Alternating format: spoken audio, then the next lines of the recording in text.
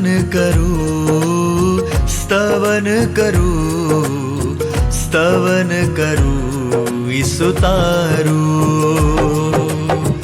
વચન સુણીને ગ્રહણ કરું સહુ, તેને પંથે ચાલુ. સ્તવન કરું, સ્તવન કરું, સ્તવન કરું ઈસુ તારું. કેમ છો મિત્રો? આજની સલામ પાઠવતા હું આપ સર્વનો આજના સ્તવન બાઇબલ અભ્યાસમાં આવકાર કરું છું. જેઓ આજે પ્રથમવાર આ કાર્યક્રમ નિહાળી રહ્યા છે તે સર્વનો પણ આવકાર કરું છું. બાઇબલ જીવંત ઈશ્વરના વચનો છે. તે દ્વારા આપણે ઈશ્વરને ઓળખી શકીએ છીએ. ઈશ્વર તેમના વચન મારફતે આપણી સાથે વાત કરે છે.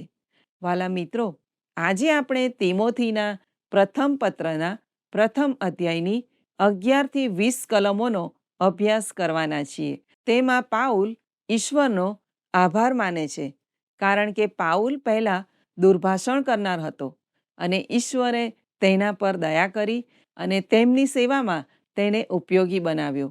તો ચાલો મિત્રો, આજના અભ્યાસની શરૂઆત કરીએ.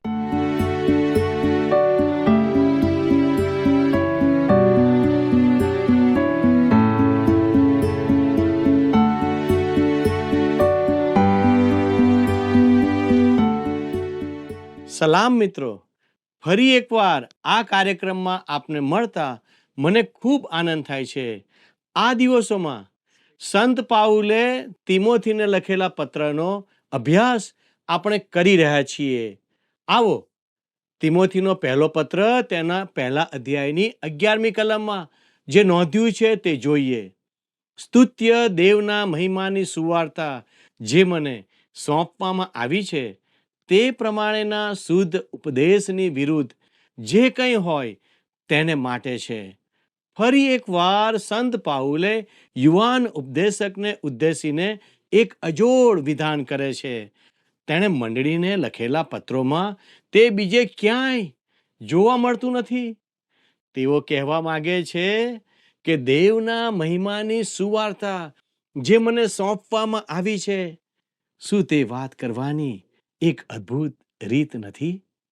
વાલા દર્શક મિત્રો, 12મી કલમમાં તે લખે છે, મને સામર્થ્ય આપનાર આપણા પ્રભુ ઈસુ ખ્રિસ્તનો હું આભાર માનું છું, કેમ કે તેણે મને વિશ્વાસુ ગણીને પોતાની સેવામાં દાખલ કર્યો છે.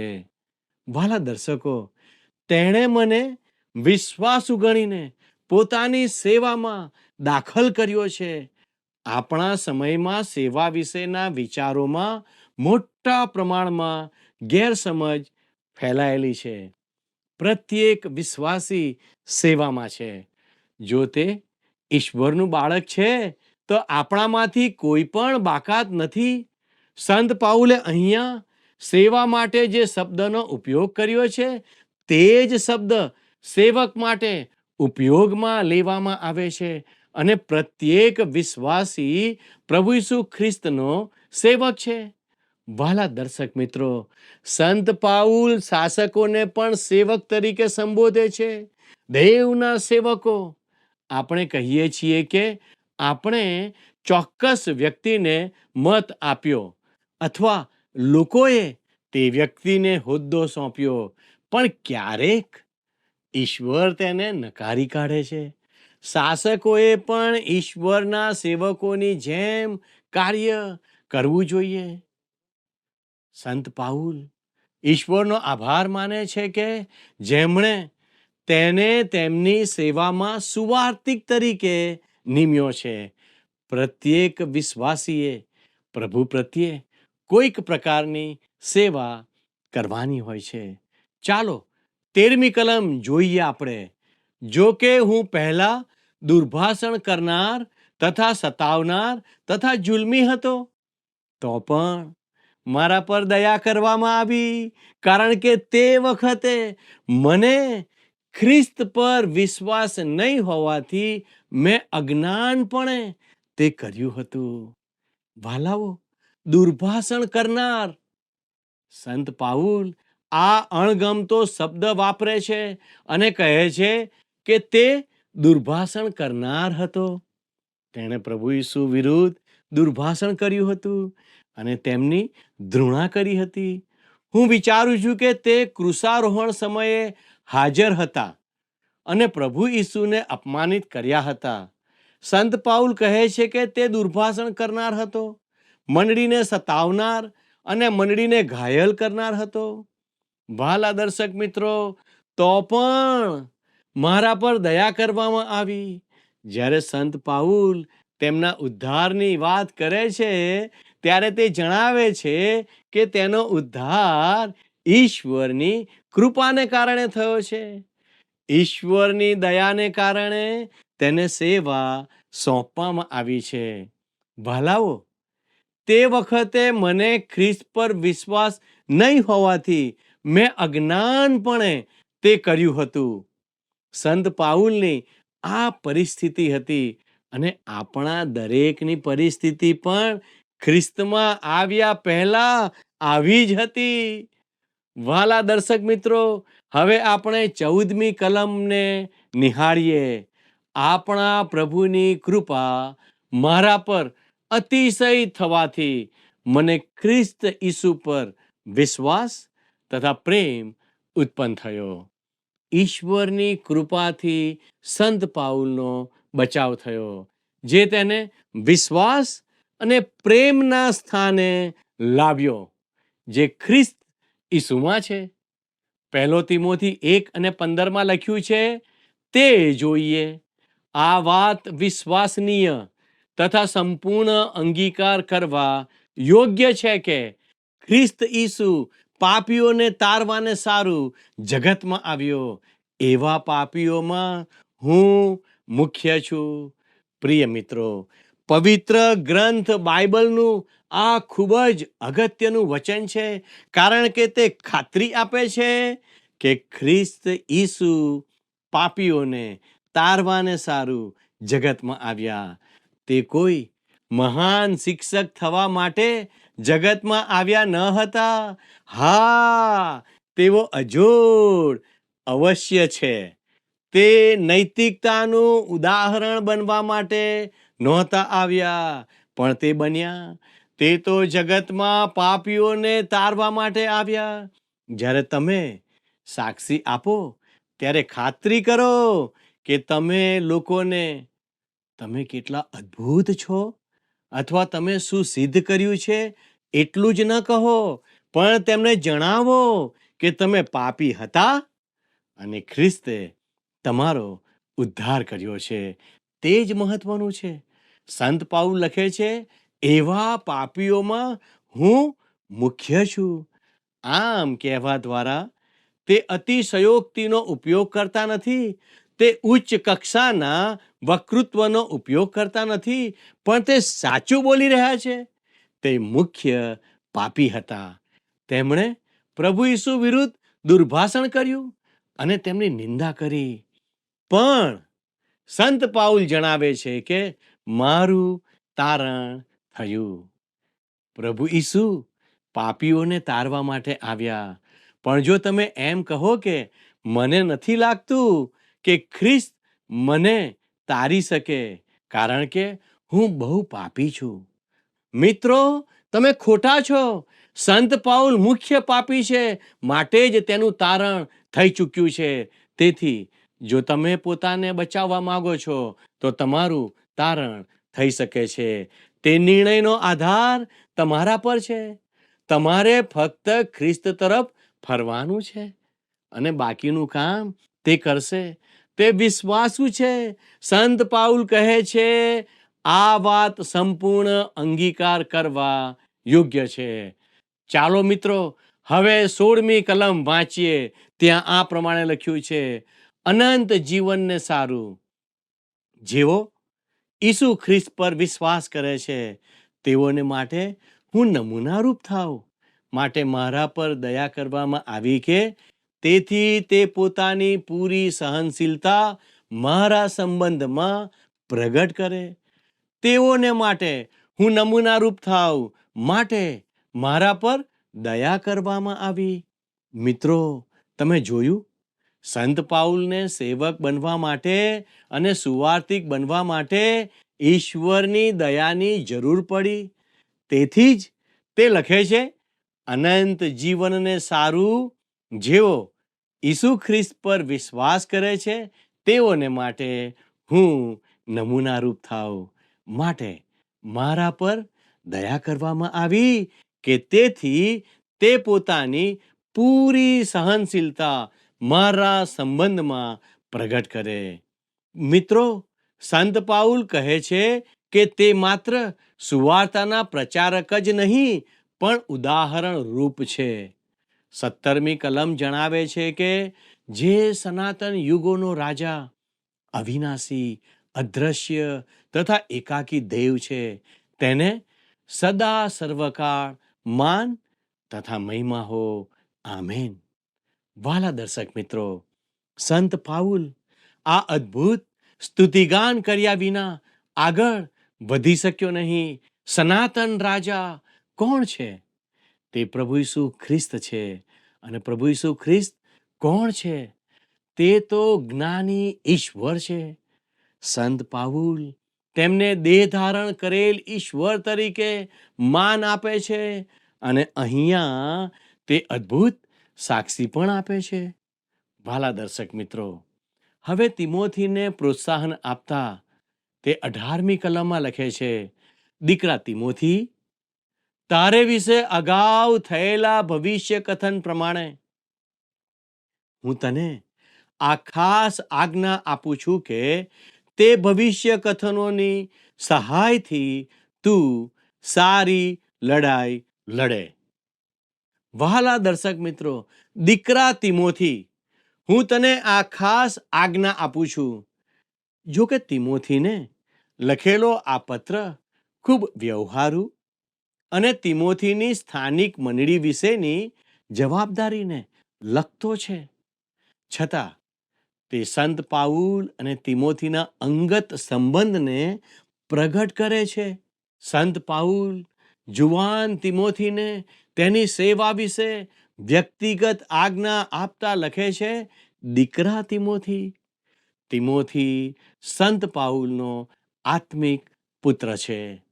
સંત પાઉલ તેને ખ્રિસ્ત તરફ લાવ્યા હતા. તારે વિશે અગાઉ થયેલા ભવિષ્ય કથન પ્રમાણે સંત પાઉલ પાસે સાચી આત્મિક પારક શક્તિ હતી. ઈશ્વરે તેને આ યુવાનને સાથે લેવા અને પ્રાચીન મંડળીમાં સ્થાન આપવા માટે દોરવણી આપી હતી.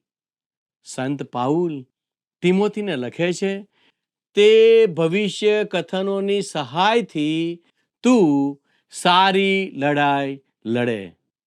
જ્યાં સુધી તમે યુદ્ધમાં મન લગાવીને સામેલ ના થાવ અને સાચા ઉદ્દેશ માટે ના લડો, ત્યાં સુધી તમે જીત મેળવી શકતા નથી. એક વિશ્વાસી તરીકે તિમોથી સામે વાસ્તવિક શત્રુ હતો. તે આત્મિક યુદ્ધમાં સામેલ હતો. સંત પાઉલ ઈચ્છતો હતો કે તે સારી લડાઈ લડે અને જેમ બીજાના વિશ્વાસનો નાશ થયો છે તેવું તેની સાથે ના થાય.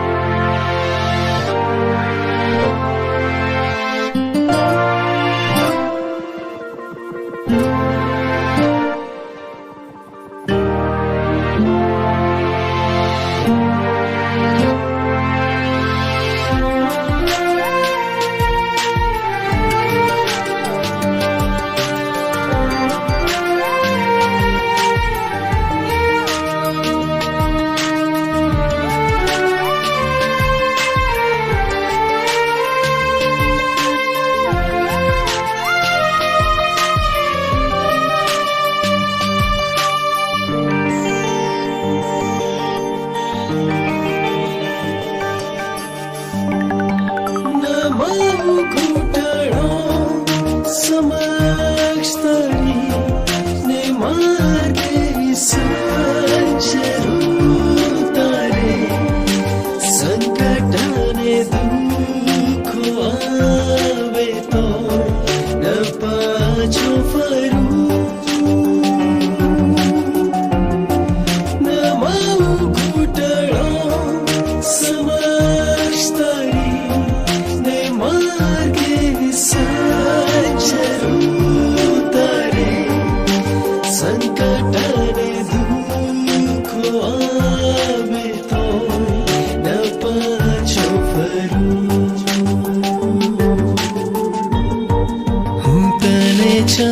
છું ઈસુ, તને ચાહું છું પ્રભુ, હું તને ચાહું છું ઈસુ, ન પાછો ફરું, ન માવું ઘૂંટણો સમક્ષ તારી, ને માર્ગે સંચરું તારે, સંકટ અને દુઃખો આવે તો ન પાછો ફરું, ન માવું ઘૂંટણો સમક્ષ તારી, ને માર્ગે સંચરું તારે, સંકટ અને દુઃખો આવે તો ન પાછો ફરું.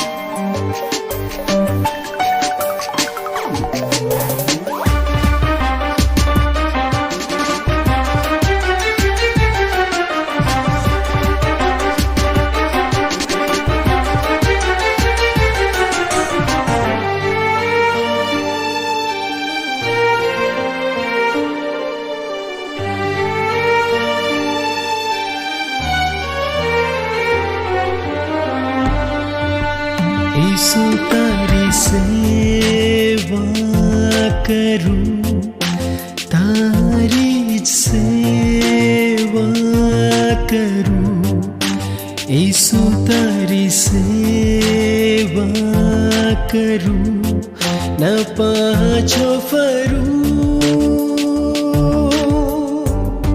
ન માવું ઘૂંટણો સમક્ષ તારી, ને માર્ગે સંચરું તારે, સંકટ અને દુઃખો આવે તો ન પાછો ફરું,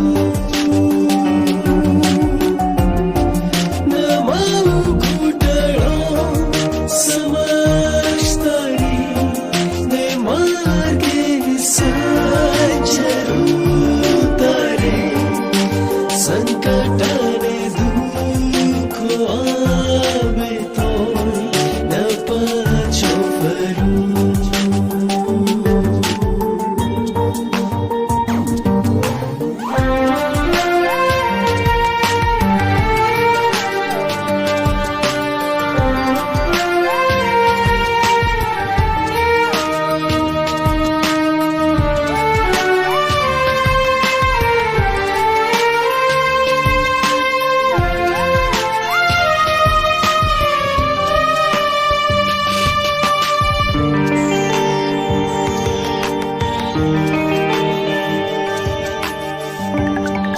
હું તારી સ્તુતિ કરું, તારી સ્તુતિ કરું, ઈસુ તારી સ્તુતિ કરું, ન પાછો ફરું, ન માવું ઘૂંટણો સમક્ષ તારી, ને માર્ગે સંચરું તારે, સંકટ અને દુઃખો આવે તો ન પાછો ફરું, હું તને ચાહું છું ઈસુ, તને ચાહું છું પ્રભુ, હું તને ચાહું છું ઈસુ, ન પાછો ફરું, ન માવું ઘૂંટણો સમક્ષ તારી, ને માર્ગે સંચરું તારે, સંકટ અને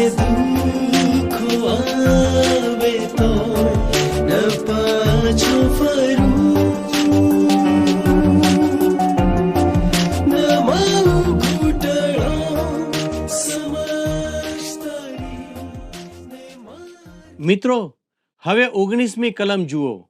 અને વિશ્વાસ તથા નિર્મળ અંતઃકરણ રાખે, એનો ત્યાગ કરવાથી કેટલા એકે વિશ્વાસરૂપી વહાણ ભાંગ્યું.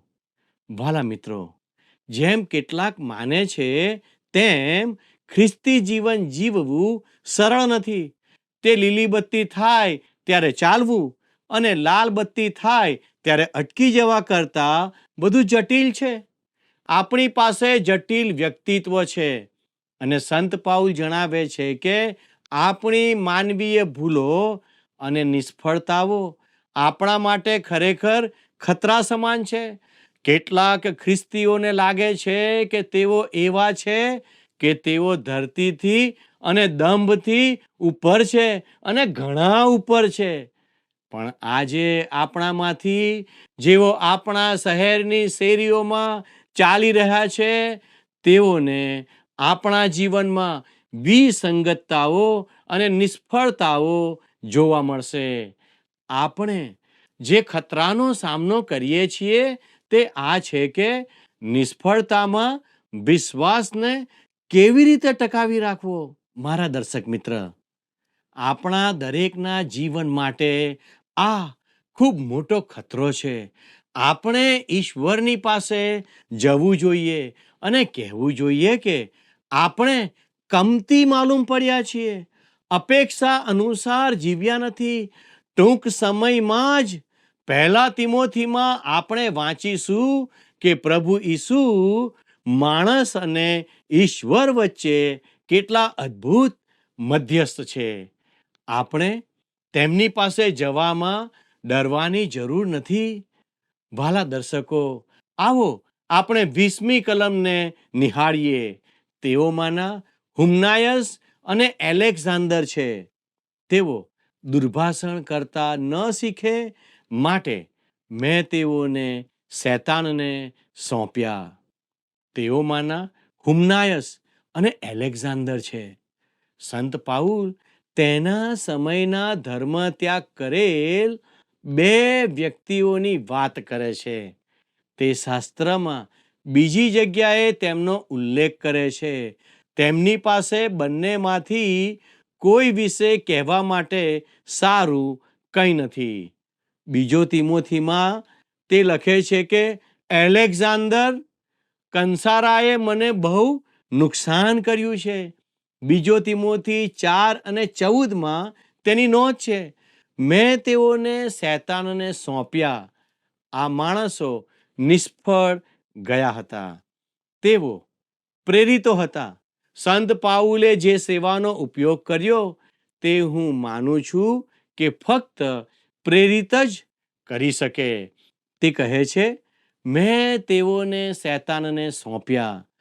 આ બાબત એવી નથી કે જેને આપણે મંડળીની શિસ્ત કે આજના બહિષ્કાર તરીકે મૂકી શકીએ. સંત પાઉલ પોતાના પ્રેરિત તરીકેના પદ અને અધિકારનો ઉપયોગ કરીને આ માણસોને શૈતાનને સોંપી દે છે. આ જ પ્રકારનું બીજું ઉદાહરણ આપણને 1 કોરિન્થીયોને પત્રમાં જોવા મળે છે.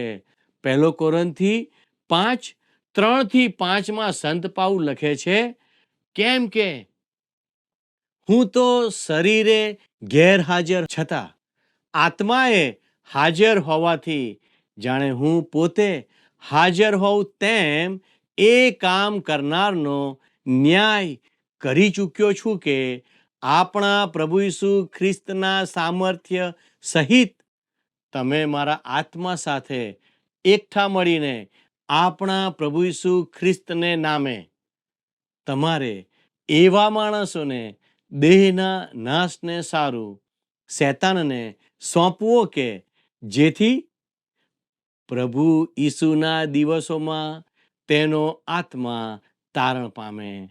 વાલા દર્શક મિત્રો, આ સત્તા પ્રેરિતો પાસે હતી જે આજે આપણી પાસે નથી.